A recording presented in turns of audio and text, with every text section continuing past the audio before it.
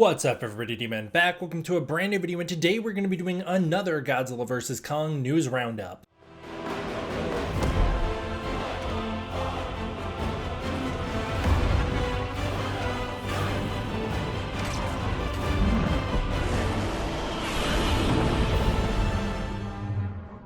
There is a lot to get through in this one, so I'm going to go as fast as I possibly can. In today's video, we are going to be talking about the Godzilla vs. Kong set visits. Now, these were originally released in February of 2021, but I think it's very important to look back at them now because they reveal a lot of things that were changed from Godzilla vs. Kong. Obviously, it's a well-known fact that Godzilla vs. Kong went under extensive reshoots, and you can definitely tell during these interviews that things were changed. Starting out with the set visit by Collider, it was originally done in Australia in March 2019 at the Village Roadshow Studios. Alex Garcia, a producer of the Monsterverse, told them that Skull Island is what happens when the Hollow Earth comes to the surface and that it's a potential prelude to the threats that can engulf the planet. Obviously, it is a line in the movie stating that Skull Island is what happens when the Hollow Earth comes to the surface, but this whole thing about how Skull Island is a potential prelude to how the threats that lurk below could engulf the entire planet seems less like it has to do with Godzilla vs. Kong and more like it has to do with the future of the Monsterverse. If I had to warrant a guess, I would say that is what the next movie is going to be about. Because humans have unearthed the Hollow Earth, something below is coming up and is going to cause some damage. That would be my guess. Because again, as I said in a previous video, the only threat that the Hollow Earth presents in Godzilla vs. Kong is that it contains an energy source that powers Mechagodzilla, but that's not really the Hollow Earth's fault. You can't blame it for that. The Hollow Earth didn't do anything.